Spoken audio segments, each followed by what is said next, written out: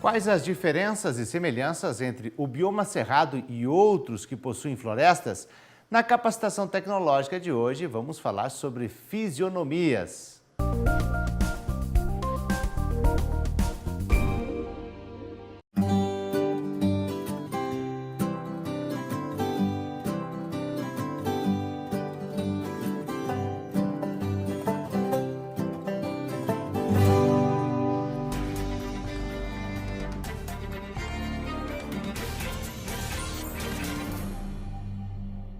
Olá, eu me chamo Alexandre, sou pesquisador da Embrapa Florestas e no dia de hoje nós vamos conversar a respeito de um estudo de caso, um projeto que foi desenvolvido no âmbito do bioma cerrado, mais especificamente numa reserva em que há vegetação tanto florestal quanto de cerrado.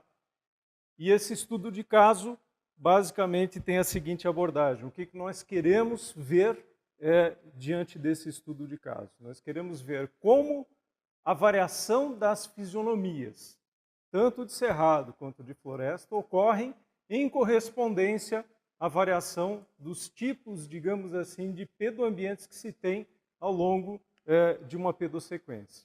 Né?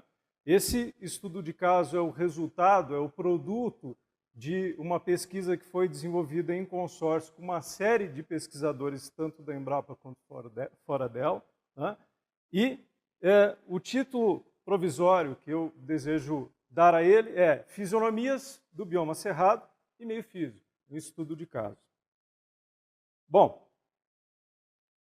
a primeira pergunta que nós devemos fazer nesse momento é, efetivamente, o que diferencia uma fisionomia de cerrado e uma fisionomia de floresta? Bom, essa figura aqui é um diagrama que busca ilustrar exatamente como que se comporta uma floresta em termos de distribuição de formas de vida. Nós vamos conversar um pouco a respeito do que significa isso e por que, efetivamente, florestas são tão diferentes fisionomicamente em termos de aspecto quando comparadas com cerrados. Bom, quem são as formas de vida predominantes numa floresta? Aquilo que a gente chama de mesofanerófitos, aquilo que a gente chama de macrofanerófitos, ou seja, árvores, formas arbóreas, que são grandes macrofanerófitas, e formas arbóreas de porte médio, por isso mesofanerófitas. Ao lado delas, em geral, dentro das florestas, nós temos as lianas, que são basicamente as trepadeiras, tão bem conhecidas por todos nós. Temos também epífitos, que são aquelas plantas que vivem sobre as árvores, no caso bromélias, orquídeas e assim por diante. Né? E esse conjunto, na verdade, de formas de vida compõe aquilo que a gente chama de, irá compor, na verdade, aquilo que a gente chama de estrato. Então, rapidamente, a gente consegue enxergar um estrato composto aqui pelas árvores mais altas, que a gente chama de estrato das emergentes. Abaixo disso, uma camada contínua, onde as copas estão se tocando, que genericamente a gente chama de dossel. E abaixo desse dossel, de um modo geral, o que a gente tem é um subbosque. Portanto, o que se vê são camadas, estratos, e por isso a estratificação característica das florestas. Além disso, plantas herbáceas e regenerantes compõem aquilo que a gente chama de piso florestal.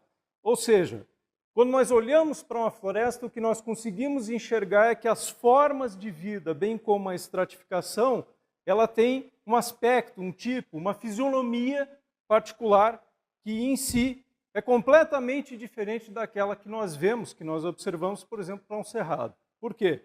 A estratificação decorrente da predominância de formas de vida que nós temos lá, ela é completamente diferente conforme esse diagrama aqui permite ilustrar. Então, o que nós temos?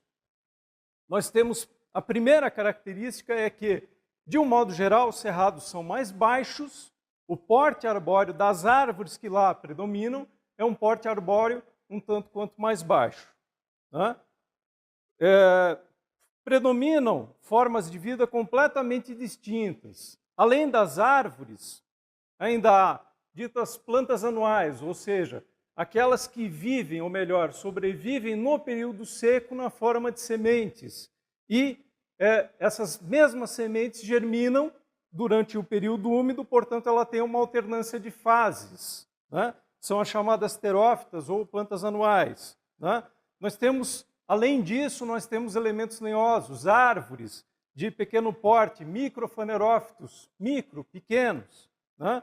Nós temos criptófitos, ou seja, plantas que têm estruturas caulinares ou radicais que ficam escondidas abaixo da superfície do solo, como se fossem batatas escondidas e que reservam nutrientes e água que, claro, devido ao período seco que o cerrado possui, permitem a sobrevivência dessas formas de vida.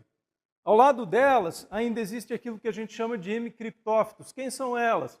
São plantas que protegem a gema na altura do solo com suas folhas devidamente imbricadas, de tal forma que até mesmo essa característica permite a elas uma proteção contra a passagem do fogo.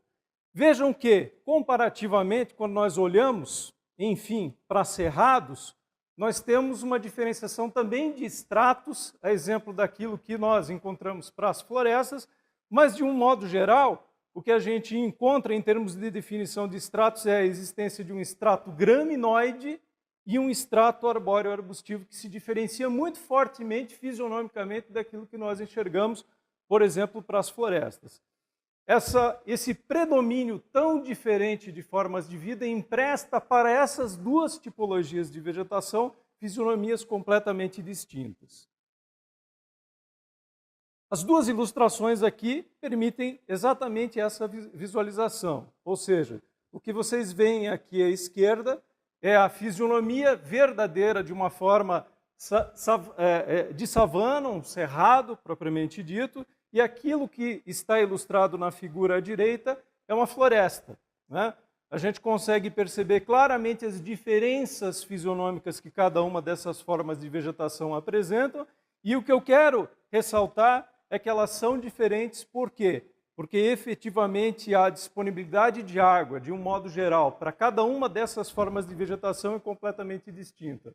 Florestas, de um modo geral, estão atreladas a climas, digamos assim, tipos climáticos um tanto quanto mais úmidos, com distribuição de chuvas muito bem definida, ao passo que cerrados, de um modo geral, conforme já dito em aulas aqui, são formas de vegetação que ocorrem predominantemente sob condições climáticas ditas estacionais, ou seja, com chuvas concentradas durante um período do ano e que, no caso do cerrado, esse período do ano significa o verão.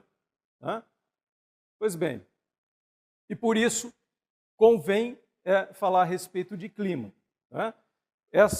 Esse mapa ele quer ilustrar exatamente a distribuição dos tipos climáticos que nós temos aí por todo o Brasil. Nós temos, portanto, climas tipicamente tropicais, dentro dos quais se insere aqui o domínio dos cerrados. Nós temos tipos climáticos que, além de serem tropicais, são climas secos ou áridos, que são os tipos climáticos predominantes no âmbito da Caatinga.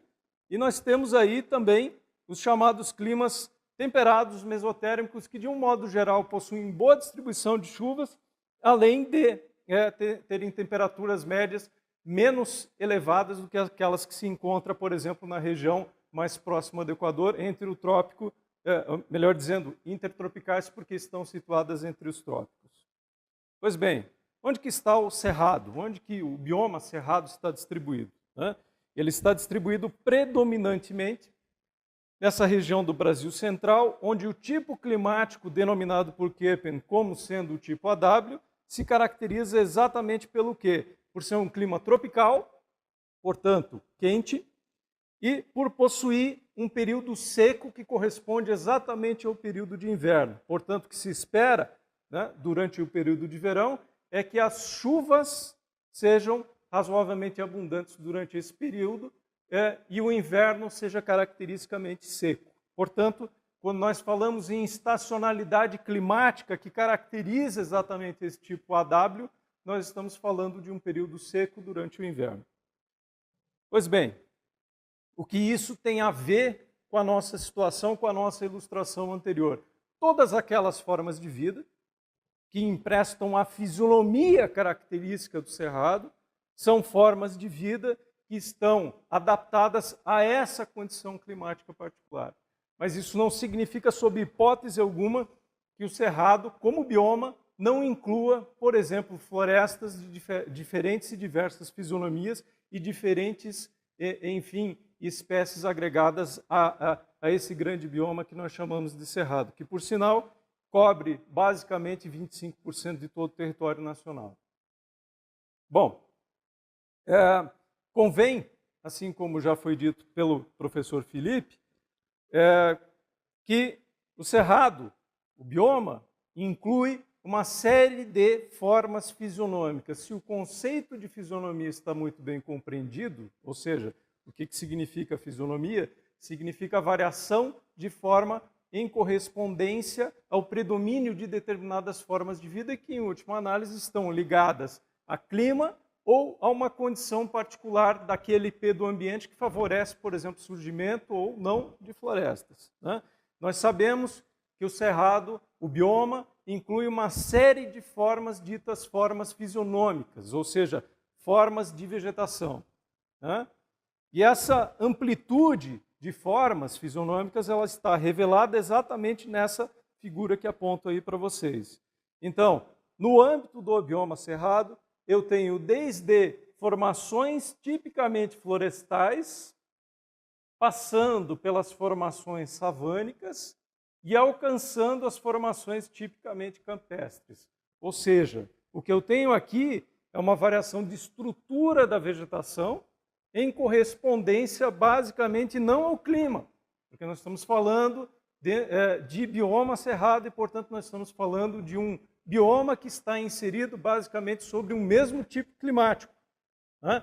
Nós estamos falando aqui em variação principalmente de caráter pedoambiental, né?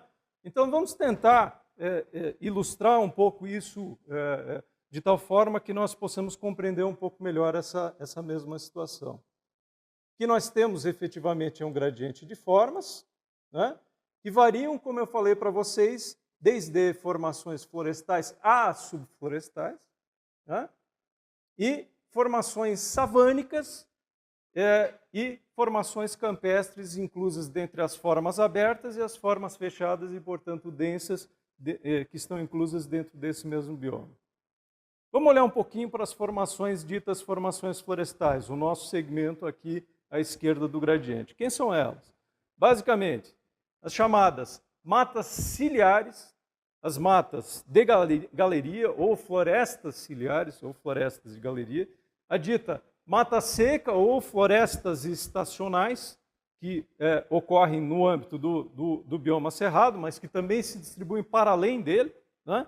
E temos aí uma fisionomia particular que alguns autores preferem incluir como uma fisionomia típica do cerrado, que é a formação subflorestal do chamado cerradão. Todas elas são formações em que predominam o quê? Predominam efetivamente grandes árvores, formações efetivamente lenhosas, de porte médio a grande e que se diferenciam muito fortemente de quem? Das formações ditas savânicas e campestres, pois elas são efetivamente muito mais abertas do que as formações florestais de que falamos nesse momento.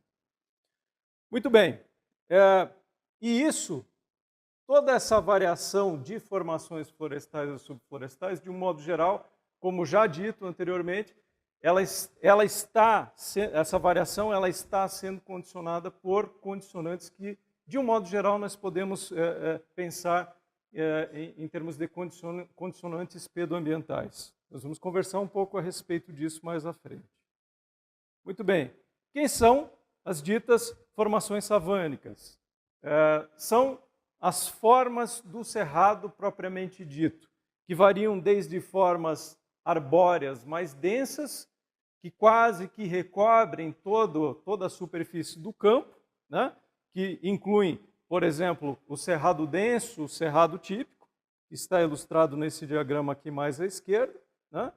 E gradativamente, de acordo com as condições pedoambientais, vão variando para cerrados mais ralos, de porte mais baixo e contribuição arbórea mais aberta, até efetivamente nós estarmos entrando em formas influenciadas por pedoambientes mais hidromórficos, como é o caso do Parque do Cerrado, do Palmeiral e das Veredas, e subindo, enfim, em costa, nós gradativamente avançamos para cerrados rupestres que estão situados exatamente sobre solos mais pedregosos, em que os afloramentos de rocha são predominantes.